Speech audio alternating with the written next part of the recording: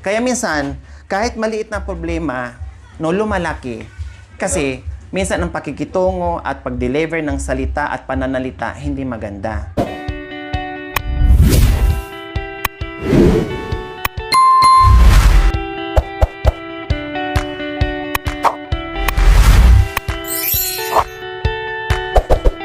So, ayan po mga kabayan, pumunta kami kay Kap Coloma. Napakadaling kausap, napakabait po mga kabayan. So, ayun nga, sinabi po namin yung kunting problema. Para naman kahit papaano ay meron tayong magbibigay ng advice sa atin kung pwede ba yung hakbang na gagawin natin doon sa puno na tumubo doon sa likuran ng bahay ni Kuya Jerome.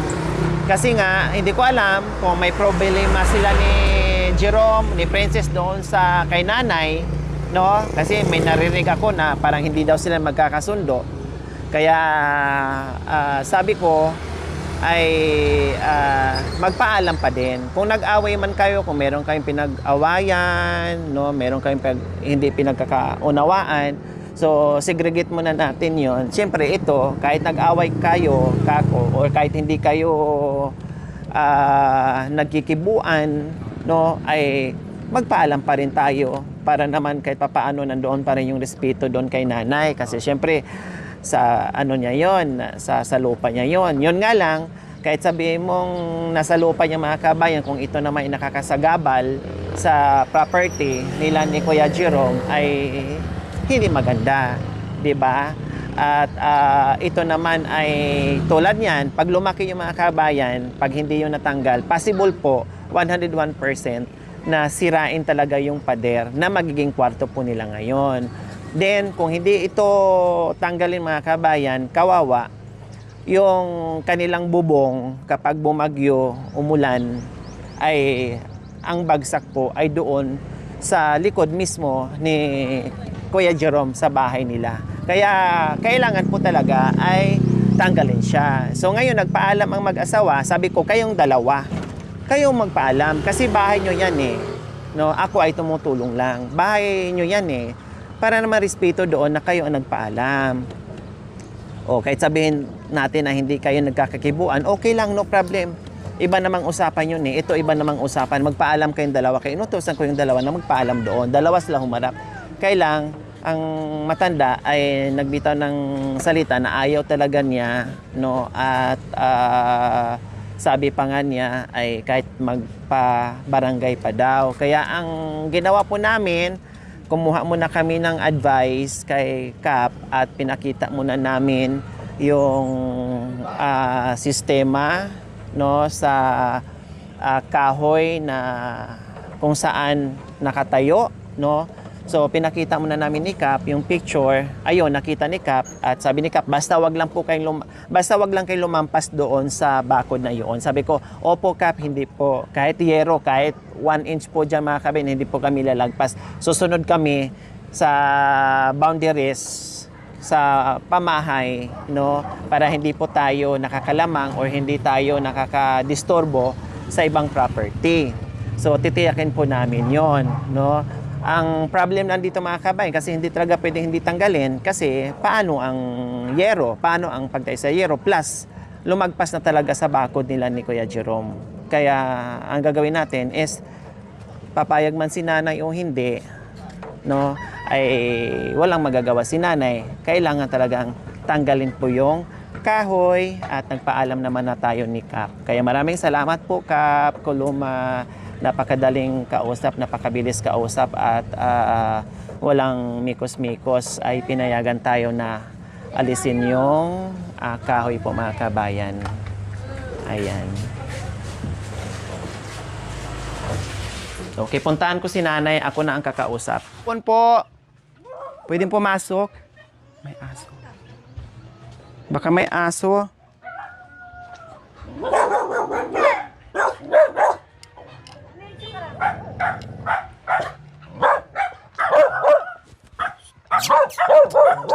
Anay, magandang hapon. Galing na po ako sa sa barangay. Nagpaalam po ako kay Kap Kuluma. Kinausap ko na po. Baka bukas po ipapatanggal po namin yung kahoy na sa gilid po. Baka mamaya masira yung pader po nila. Tapos maglagay po kami ng bubong. Hindi po pwede na hindi matanggal. Kaya bukas ipapatanggal ko po or mamaya, ha? Kasi nagpaalam na po kami ni Kap.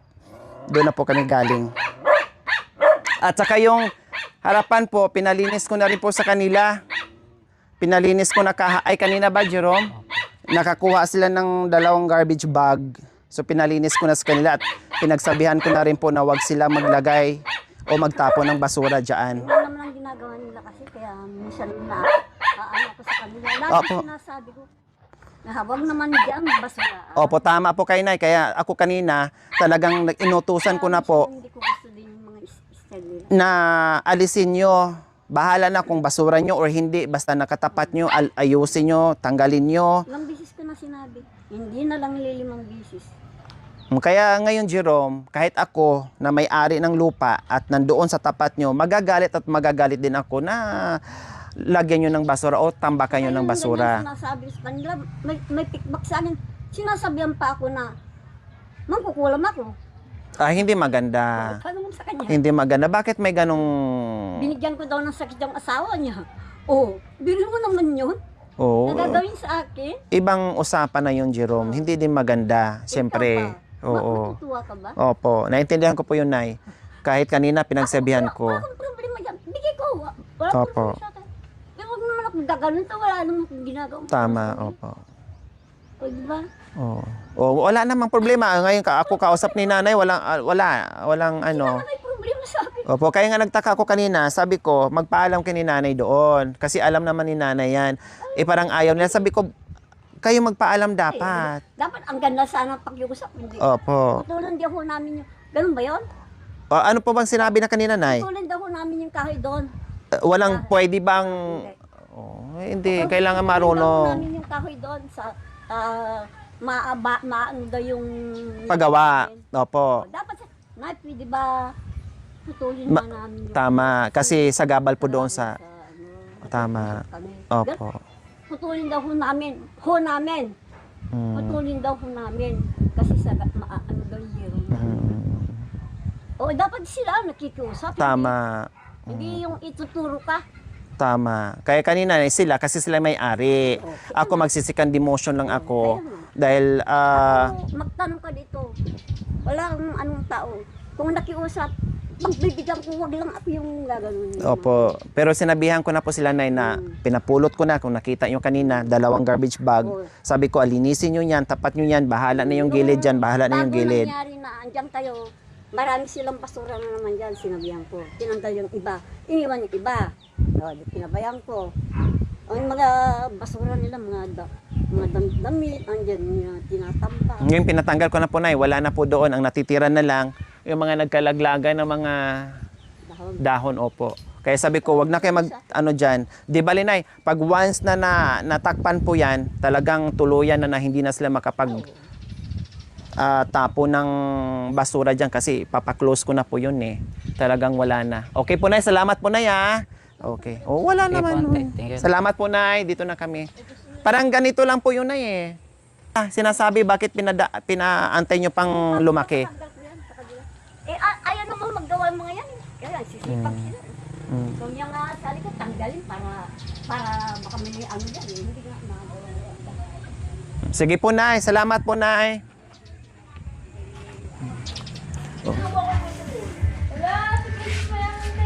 So, ayan po, mga kababayan. Okay naman, no? Kaya nga, sabi ko, nagka-problema lang sila ni Jerome. Kayo kasi minsan, ang pakikisama sa kapitbahay number 1. Ha?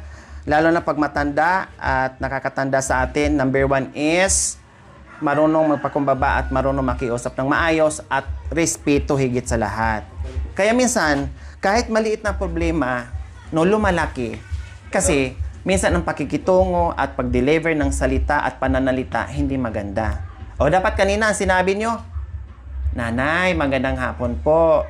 Pwede po ba namin alisin or tanggalin yung kahoy na nasasakupan sa lupa nyo na nakakasagabal po sa amin kasi maglagay po kami ng bubong dyan. Pwede po ba, Nay? Ano po sinabi ko kanina? Ay, iba daw ang sinabi mo. Sabi ko, ante, pwede nang putulin yung puno doon kasi po, May daw kasi ang gamit. mas makukuhan po kasi ng yero pag naglagyan na nila sa tabak. Oh, tapos, isa pa, nagagalit sila dyan kasi natatambakan ng mga basura. O kahit na, okay, sige, sabihin na natin hindi sa inyo or sa inyo, no? Pero ganun at ganun pa rin, pag ganyan, dahil possible na kayo din ang minsan na nagtapon ng basura doon, ang ginawa nyo sana, pinakita nyo na lang na nilinis nyo. Kaya kanina, inutusan ko kay kaagad para walang maraming sat-sat, walang problema na pinakita nyo doon sa matanda. Okay, sige. Nadamay kami, harapan namin ito. Kahit hindi namin basura, total, nandito sa harapan namin, common nandito sa harapan namin, alisin namin para wala kang masabi na, o ito, pinakita nyo, o ito, o nakadalawang sopo tayo na garbage bag. O, kaya inutusan ko kay kaagad para lang walang masabi si nanay, lalo na may edad. Diba? Lalo na may edad si nanay. Kaya sabi ko, Jerome, gawa na kaagad ng ano. O ngayon na ako ang kumausap, okay naman. Wala naman pong problema. Sabi ko pa nga sa kanila noon, natanggalin nyo na yan. Bakit daw hindi nyo tinanggal noon? Kaya nagkaganon ang usapan nyo kasi meron kayong problema sigurong dalawa ni nanay. Kayo nag-aaway. Nag-aaway ba kayo? Hindi po, hindi ako nag-aaway. Oh. Ngayon wala namang problema. Sabi ko na, magandang hapon po. Pwede bang pumasok? O, pasok kayo, tuloy kayo. O, pumasok ako. No? At, Nay, pwede ba alisin namin dyan at ako'y pumunta na ng kapitan, nakikipag-usap. Kasi pumunta ko ng kapitan, mga kabayan, no? Kasi nga, si nanay kanina, nakikita ko kahit malayo, parang galit na at nagbitaw na ng salita. Kahit magsumbong o magsabi kayo sa kapitan, bahala kayo. Sabing ganun ni nanay, tama? Yung ba sinabi ni nanay? Kahit pupunta ng kapitan? Wala Opo. naman po sinabi mo pumunta sa dito. O sabi nyo kanina ganun? Wala. O. Ganyan pala pag may kailangan kayo, sabi mo. O kaya na pumunta ako ng kapitan kasi sinabi mo kanina ay kahit pumunta ng kapitan. Wala po akong sinabi. O sino nagsabi? Si Jerome pala. Ayun ba sinabi ni nanay? Wag ang tama ni Bangan kasi chay. Baga na kanya kaya kahit mapang kayo kapitan. Bahala kayo kahit magsumbong pa kayo ng kapitan. O kaya pumunta ako kasi nagbitaw ng salita na bahala kayo kahit magsumbong kay kapitan. O kundi mas maganda na magsabi tayo ni kapitan, magpaalam tayo. O pinakita namin yung picture kanina ni Kap, mabait naman kausap si Kap at madaling kausap. O sige, basta wag lang kayong lumagpas sa bakod nyo or wag kayong lumagpas doon sa lupa niya. Kaya bukas or ngayon ay putulin na para hindi na magbago ang isip ni Lola kasi sabi ni nanay ay walang problema sa akin, madali naman akong kausap. Kaya lang nagkakaroon ka ng problema sa kunting chismis, sa kunting lumalabas ng bibig, sa kunting kaya naging ganyan ang mood ni nanay na nagpaalam kayo. Kaya sa susunod, number 1, yung pakikisama sa kapitbahay, iwasan ang mga salitang hindi maganda, iwasan magbitaw ng masalita na hindi maganda laban sa kapitbahay para walang kaaway na kapitbahay. Di ba? 2016 pa ako tumira dito, may isa wala pa akong nakaaway. Kaya nga, wag mong apaabutin na magkaroon ka ng kaaway. Laging marunong makisama at respeto sa kapitbahay para kahit sa pagtanda nyo, malaya kayo lumabas dyan na walang tao na paglabas yun, naka-snap-snap sa'yo at magsabi sa'yo, pangit naman ang ugali niyan. So, walang ganun. Diba? Okay, sige. Patulong muna tayo ni Kuya Pablo and tawag muna. Alisan na natin para hindi na mabago isip. Ate, sinabi na niya na wala pong problema sa akin. Alisin nyo na. Kahit noon ko pa yan sinasabi. Ang ayaw lang niya na ilang beses na kayong sinaway dyan ang pagkakalat ng basura. Kahit ako, Jerome and Princess, kapag nagkalat kayo, magkatabi tayo ng bahay. Kapag nagkalat ka sa harapan ko na hindi mo naman na property ko, magagalit ako. Kaya naintindihan ko at naunawaan ko si nanay na magagalit sa inyo. Huwag yung masamain yan. Hindi ko kinakampihan si nanay o hindi ko, Opo. ang gusto ko lang tama para walang away na kapitbahay. Opo. No? Kahit sabihin ni na, kahit yung sinabi ni nanay ay talagang ako din, kahit sa akin yung nangyari, magagalit din ako kung magkalat kayo sa harapan ko. Okay. Kaya sabi ko kaagad sa inyo kanina, please, kumuha ka na ng garbage bag at linisin mo na, Jerome. Sige na. Huwag ka nang maraming dada, linisin mo na dyan. O, kaya sinabi ko ni nanay, ay opo na, pinalinis ko na sa kanila agad-agad. O, kaya kanina, ay madaling kausap. Okay si nanay, walang problema. Kaya alisin na natin. Okay? Sige, tawag ka ni ano? Itak. Hiram ka ng itak ni Pablo. Patulong ka. Opo. Or ni Makmak para magawa na kaagad. At least nagpaalam na tayo ni nanay. So ayan po mga kabayan, kaya napunta kami ng kapitan, nagpaalam. Mas maganda na rin po mga kabayan na pumunta kami kay Kap para makapagpaalam or ano man. Kasi mas maganda na rin, sabi ko, syempre una sila magpaalam kasi sila ang may bahay. And then kung ano mangyayari, doon na lang ako susundot. No, ayaw ko munang pangunahan. No, baka mamaya sabihin pa ng nanay, "O bakit ikaw nagpaalam? Ikaw ba may-ari?" O, 'di ba? So maganda yung sila muna. No, ayaw ko munang i-bypass sila. Plus sundutin ko kung ano nagiging problema. Kaya kanina okay na, no problem. Ngayon, pag nasarado yan dyan, kahit balahibo, hindi na kayo makakatapon ng... Kasi sarado na yan eh. Oh, kahit isang balahibo, hindi na kayo makakatapon ng dumi dyan sa likod kasi sarado na yan. Okay, wala namang problema si nanay. Nagtampo lang, sumama lang yung loob dahil sa basura dyan sa labas. Hindi naman naman ito, yung basura yan. Dati na yan dati. Nung kumtubi na kami 2016, meron na yan. Siyempre, bukas kasi kayo lang ang open dyan. Kayo lang ang open kasi dyan. Kaya possible na kayo yung naghahagis ng basura. Kaya hayaan mo na. Ano ba naman yung pulutin mo na lang para walang kaaway at walang samaan ng loob ng magkakapit-bahay. Tapos mamaya, linisin ulit yan ha. Yung kahoy na tinanggal, itabi doon. Ulat sa papel, minamahal ka pa rin ni ano. Kiss mo na sa iyo, Kapsul. Ikis mo para tanggal pagod ni Jerome. Ayun o. Ah. Sweet naman pala. Aba, may papunas-punas pa porket hindi naligo si Jerome. Hindi nag-brush. Ay! Thank you for watching. Don't forget to like, share, and subscribe.